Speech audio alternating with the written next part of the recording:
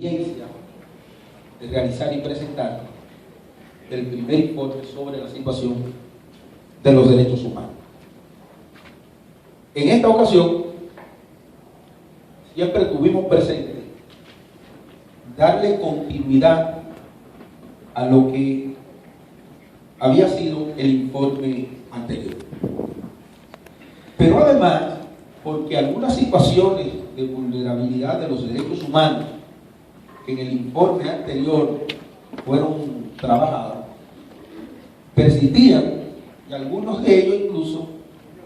habían adquirido una dimensión mayor en cuanto a la vulnerabilidad de lo mismo, y por lo tanto era necesario que existiera ese nexo entre el informe anterior y el presente informe. Este informe está estructurado en 10 capítulos,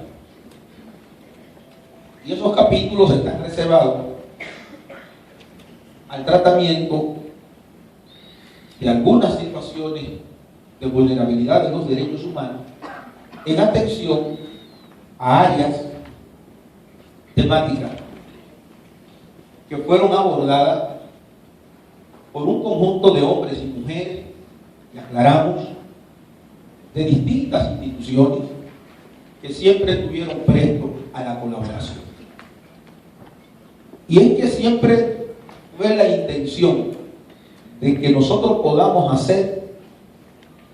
no un informe de una organización de la sociedad civil, y lo tenemos como tarea pendiente. Ojalá el próximo año nosotros podamos decir que es el informe de las organizaciones de la sociedad civil que trabajan derechos humanos. Pero en esta ocasión fueron varias las instituciones que colaboraron, que nos permitieron que sus técnicos abordaran el tratamiento de lo mismo. En esos 10 capítulos que he dicho que el informe desarrolla, nos vamos a encontrar que en un primer capítulo se estará abordando el derecho a la vida y a la integridad física, haciendo hincapié de manera especial en los elementos que tienen que ver con la seguridad ciudadana como derecho humano, pero también el uso de la fuerza por parte de los agentes policiales y la proliferación de armas de fuego, y de manera marcada la violencia y la privatización de la seguridad. Se ofrecen una serie de datos aportados desde los mismos órganos del Estado. De manera específica, la base de datos de la Procuraduría General de la República, que había recogido la situación de los homicidios desde enero hasta mayo del 2015. Y es alarmante que en 5 meses estemos hablando de 731 homicidios, de los cuales hay un porcentaje significativo que han sido calificados como acciones legales. Y nos preguntamos, ¿qué son esas acciones legales? Bueno, esas acciones legales se están refiriendo a lo que nosotros y la población conocen como los famosos intercambios de migrantes, que todos tienen una constancia. Mandamos a detener a la persona que venía en el automóvil, no se detuvo, iniciamos una persecución, disparamos a los neumáticos, pero la persona siempre terminaba ejecutada. Esa realidad persiste, y la proyección de esos datos nos dice que cerraremos el año con la experiencia de años anteriores, en los cuales entre 250 a 300 personas terminan siendo ejecutadas por los órganos de seguridad de la República Dominicana. En un segundo capítulo estamos haciendo referencia a la libre circulación y a la libertad de expresión. Y esto para nosotros tiene una particularidad, porque en el 2015 hay vulneración manifiesta a este tipo de derechos. En la experiencia de este año se registra cómo a dominicanos, y sobre todo a dominicanos de ascendencia haitianas esencialmente eran detenidos en los retenes, impidiéndole poder trasladarse desde sus lugares de origen a otras comunidades, como puede ser Santo Domingo o la cabecera de algunas de las provincias, cuando intentaban aplicar el proceso de naturalización de la ley 169. Recordarán, y son dos de los casos que en el informe destacamos, la situación que se presentó cuando a un grupo de niños, acompañados por dos monjas en el sur profundo,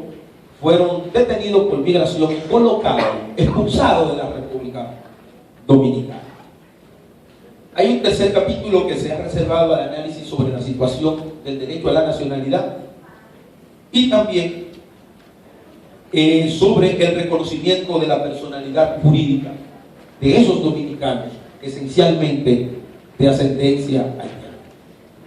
que para algunos parecería que era un tema superado a partir de la noticia que había dado la Junta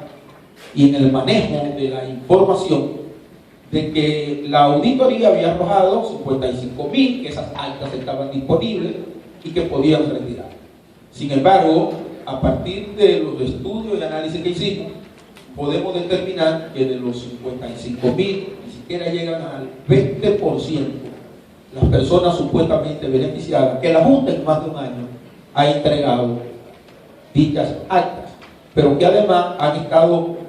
queriendo indicarle la responsabilidad a los afectados, diciendo que la situación es que no se ha presentado. Cuestión que hemos comprobado que no es la realidad, sino que desde la Junta persisten las trabas para vulnerar esos derechos. Como un componente importante, porque estamos hablando también de una cantidad significativa de dominicanos que no tienen acceso a su documento de identidad y electoral y que desde luego no podrán ejercer sus derechos políticos, que es un elemento que hasta este momento ha sido invisibilizado y que es importante que nosotros elevemos nuestra voz de protesta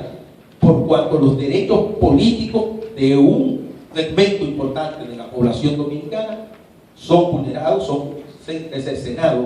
por la actitud que ha asumido la Junta Central Electoral. En el capítulo 5 estamos hablando también sobre la situación de las personas migrantes en la República Dominicana a partir de lo que fue el Plan Nacional de Regularización, y se hacen algunas valoraciones sobre los estándares internacionales en este sentido. Y un capítulo 6 de suma trascendencia para nosotros es la libertad de expresión y prensa y el derecho a la información en la República Dominicana. Y decimos de suma importancia porque los amigos, colegas de los medios de comunicación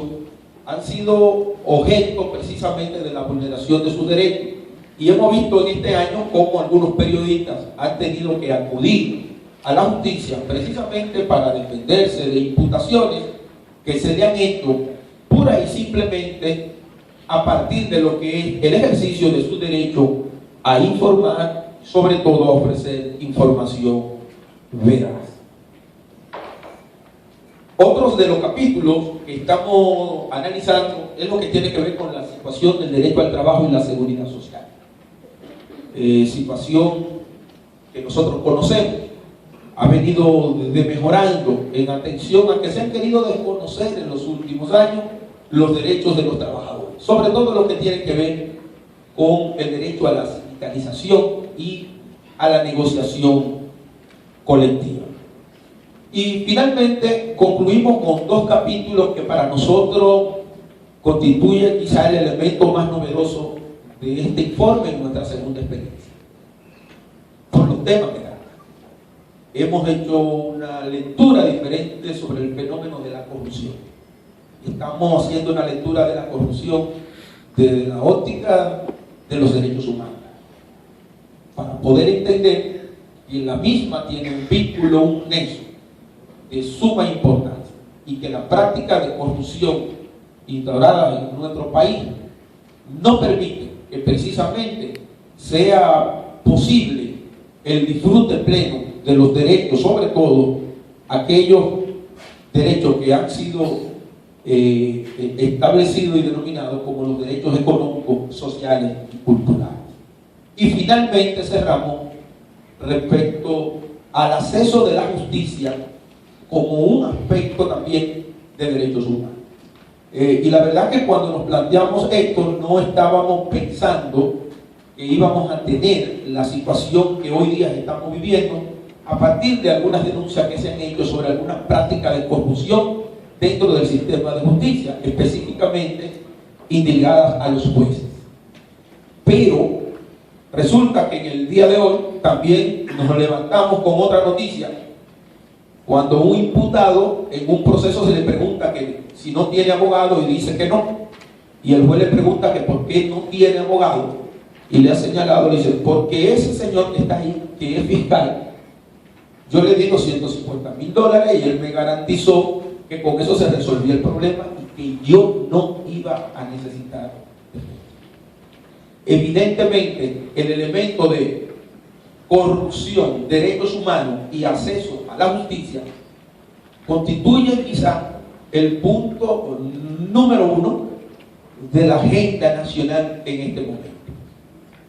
Esta es la estructura en sentido general de este informe, que como le dije ha sido elaborado desde el Centro Bono con la participación de varias organizaciones de la sociedad civil, con una metodología democrática, amplia, de debate, de aporte de las ideas, y que tiene como elemento estructural el analizar las situaciones de derechos humanos a partir, primero, de la presentación de la vulneración de esos derechos, segundo, de la presentación del marco normativo tanto nacional como internacional y la reflexión que alrededor de la misma hemos hecho. Nosotros esperamos que este informe sea en manos de ustedes un instrumento importante para seguir en la promoción y defensa de los derechos humanos y en la aspiración de este pueblo noble de poder seguir profundizando en los valores democráticos e institucionales que tanto reclama la República Dominicana en este momento. Muchas gracias.